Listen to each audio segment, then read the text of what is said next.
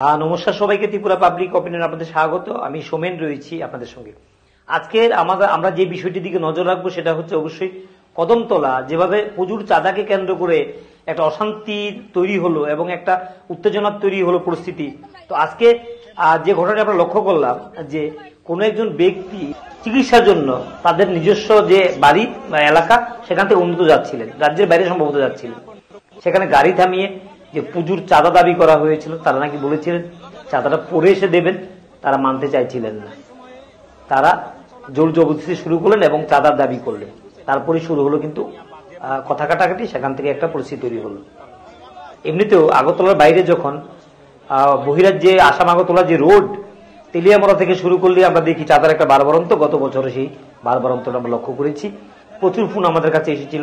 এখান থেকে আমরা পুলিশ প্রশাসনের সঙ্গে কথা বলে কিছু সমস্যার সমাধান করার চেষ্টা আমরা করেছি।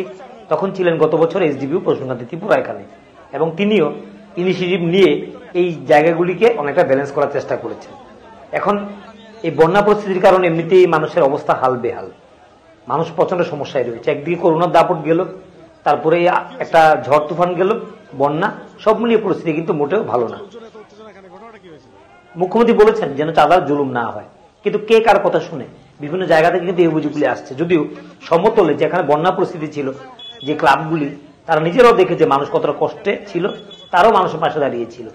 যার কারণে সমতল এলাকাগুলিতে তেমন কোনো খুব বেশি এই ধরনের অভিযোগ কিন্তু না থাকলেও রাজধানীতে আমরা দেখেছি বেশ কিছু অভিযোগ ছিল। কয়েকটা ক্লাবকে পুজোর করতে বন্ধ করে দেওয়া হয়েছিল। প্রশাসন বলেছে ক্লাব যদি তাদের নৈতিকতা ভুলে মানুষের প্রতি জোর জবরদস্তি করা শুরু করে দেয়, তাহলে ক্লাবকে বন্ধ করতে দ্বিধাবোধ করা হবে না, যেমনটা উষাবাজার করা হয়েছিল। কিন্তু প্রশ্ন হচ্ছে, এই যে আগরতলা থেকে বের হলে, এই নর্থে দিয়ে যখন বের হওয়ার সময় রাস্তার ধারে কিন্তু এই পূজার যারা উদ্যোক্তা তারা কিন্তু প্রত্যেক বছরই এ ধরনের কিন্তু একটা উন্মাদনা তৈরি করেন, মানুষের প্রতি জোর জবরদস্তি করেন, এটা বলার অপেক্ষা রাখে না। তো রাস্তায় থামিয়ে, গাড়ি থামিয়ে এইভাবে চাঁদা আদায়, সেটা কোন সংস্কৃতি? মানুষের জোর করে চাঁদা দিতে হবে, স্বেচ্ছায় না দিলে জোর করতে হবে, তার উপর হুমকি ধুমকি দিতে হবে, এটা কি ধরনের সংস্কৃতি? মুখ্যমন্ত্রী বলেছেন এই ধরনের ঘটনা যেন না ঘটে, তারপরে ঘটছে। কিন্তু এই ঘটনার পরিপ্রেক্ষিতে আজকে যেভাবে একটি বিশেষ সম্প্রদায় এসে অন্য একটি সম্প্রদায় বাড়িঘর ভাঙলো, যেভাবে অশান্তি তৈরি হলো, সেটা মোটেও রাজ্যের আগামী দিনের জন্য কিন্তু ভালো খবর না। আমরা দেখলাম রাজধানীতে রাজপথের মধ্যে ট্রাফিক পুলিশ একটি নির্দিষ্ট জাতির, ওনাকে জাত নিয়ে কথা বলা হচ্ছে, ওনাকে হুমকি দেওয়া হচ্ছে। তাহলে এই জায়গাগুলিতে প্রশাসনিক একটা ঢিলেমির কারণে তো এমন হচ্ছে না? প্রশাসনের ভূমিকা নিয়ে প্রশ্ন উঠছে। প্রশাসন বিভিন্ন জায়গাতে, পুলিশ প্রশাসন গিয়ে সেই জায়গাগুলিকে কোনোভাবে নিয়ন্ত্রণ করতে পারছে না। বিভিন্ন জায়গা থেকে অভিযোগ, এবং এই কুর্তি কদমতলা, মানে কুর্তি যে বিধানসভা কেন্দ্র, এই কদমতলা, সেখানে যে ঘটনাটা ঘটলো, এর কেন্দ্র করে একটা বড় ধরনের অশান্তি পরিবেশ তৈরি হলো এখানে। আমরা আগেও বলেছিলাম যে বাংলাদেশের যে ঘটনা, এর প্রভাব আমাদের এখানে কতটুকু। অনেকে বলেন মণিপুর নিয়ে, দিল্লি নিয়ে, মহারাষ্ট্র নিয়ে।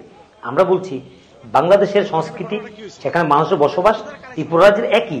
বাংলাদেশে যেমন বাঙালি, হিন্দু, মুসলিম এবং আদিবাসী, খ্রিস্টান, বৌদ্ধরা বসবাস করেন, একইভাবে ত্রিপুরা রাজ্যেও 18 থেকে 19টি আদিবাসী জাতি, সেই সঙ্গে হিন্দু, মুসলিম থেকে শুরু করে খ্রিস্টান, বৌদ্ধ, তারা বসবাস করেন। ভাষাভাষী, একই ভাষাভাষী মানুষ আমরা, যার কারণে বাংলাদেশের কোনো অশান্তি তৈরি হলে সেটা সরাসরি এই বর্ডার পেরিয়ে, ডিঙিয়ে এটা আমাদের এখানে এসে উপচে এখানে কিন্তু পড়ে। আমরা অনেকেই বলি প্রতিবেশী দেশে কোনো ঘটনা ঘটলে এর প্রভাব আমাদের এখানে কেন পড়বে?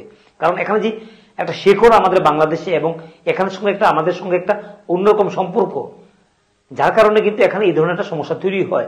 যদিও এই ধরনের ঘটনাগুলি না তৈরি হয় কিন্তু বাঞ্ছনীয়, কারণ কিছুদিন পর আবার সেই কাঁধে কাঁধ মিলিয়ে, হাতে হাত ধরে কিন্তু প্রত্যেকের সঙ্গে কিন্তু চলতে হবে। তখন কিন্তু কোনো জাতি, ধর্ম, গোষ্ঠী থাকে না। কারণ বিগত দিনে এই ধরনের ঘটনা ঘটেছে, কিন্তু কিছু সময় পেরিয়ে গেলে আবার মানুষ স্বাভাবিক জীবনযাপন তারা করেন, এটাই স্বাভাবিক। অতএব এই কঠিন পরিস্থিতিতে যখন বাংলাদেশে অশান্তি বিরাজ করছে, অস্থির পরিস্থিতি, সেই অস্থির পরিবেশটা যখন এখানে এসে পড়েছে, ল্যান্ডিং করেছে, তখন কিন্তু আমাদের উচিত এই সময়টাতে কিছুটা আমাদেরকে সংযত হয়ে থাকা, এবং যে কোনো ছোটখাটো ঘটনাগুলি সেগুলিকে সাম্প্রদায়িক রূপ যদি না দেওয়া হয়, তাতে কিন্তু মঙ্গল। কিন্তু আজকে যে ঘটনা ঘটলো, যে কে বা কারা চাঁদার জন্য জুলুম করেছে, একটি সম্প্রদায় এসে অন্য একটি সম্প্রদায়ের বাড়িঘর আক্রমণ করলো, কি বলছেন তারা, সেই বিষয়টা আগে আমরা আপনাদেরকে শোনাচ্ছি। তারা ঢুকছে আর ঢুকে তো মারা গেছে। ওই যে রাস্তা দেখে যখন তারা মরছে, আমি সবই চিনতে পারছি না। আক্রমণ করছে এরকম পর্যন্ত আমরা মারা গেছে। ওই যে আমার কাকু রাস্তায় বাইরে আসছিল, যে দোকান থেকে আইসে বাড়ি ঢুকতো, তো আমি গেট খুলছি, গেট খোলার পরে আমার কাকুরে ঢুকতে দিচ্ছে না। বয়স্ক মহিলা বলছেন লোকজন এসে বাড়িঘর ভাঙচুর করেছে। প্রায় 25 জনের মতো মেয়ে লোক আমার এখানে আছে। কি দোকান আমার বিউটি পার্লার। তো পূজার সিজন আমার তো কাস্টমার থাকবে। এর মধ্যে হঠাৎ করে আমরা কি শুনছি, বাইরে দেখছি যে এদিকে বাইরে একটু গন্ডগোল মারামারি অলরেডি শুরু হয়ে গেছে গিয়া। এরপরে আমরা আবার দুটো দৌড়ে বলছি, তারা সবাইকে বলছি তোমরা ইয়ে করো, একটা সাইডে যাও সব, কারণ তারা ডিলাডিলি শুরু করে দিচ্ছে। এরপরে তারা আমি ওইরকম নিতে পারছি না, তারা আই গেছে প্রায় 10 জনের মতো। ওই যে মুসলমান ছেলে কয়েকজন তারা কি তারা কিছু জানি না, তারা এই মাংস শুরু করছে এখানে মারতে শুরু করে। এখানে আমার গ্লাস পয়েন্টে আমার উপরে গিয়া পড়ছে, আমি সামনে আসছিলাম। আর এইসব একদম বাইরে সব ভাঙছে। ভাঙে তারা কি লাগিয়া ভাঙছে, তারা রিজন তো আমি জানি না। তারা আমার এখানে মেলুক দেখছে, এটাও করে আমি লেগে আইসি, তো মেলুক আমার এখানে পুলিশ দেখা গেছে মারছে।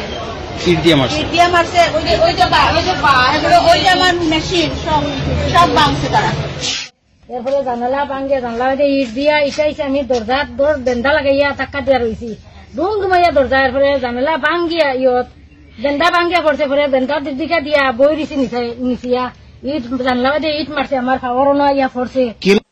আপনারা শুনলেন কি বলছেন মহিলা। এবার শোনাচ্ছি একটি মেয়ে কি বলছে, তার কি বক্তব্য, সেই বিষয়টা আপনাদেরকে আমরা শোনাচ্ছি।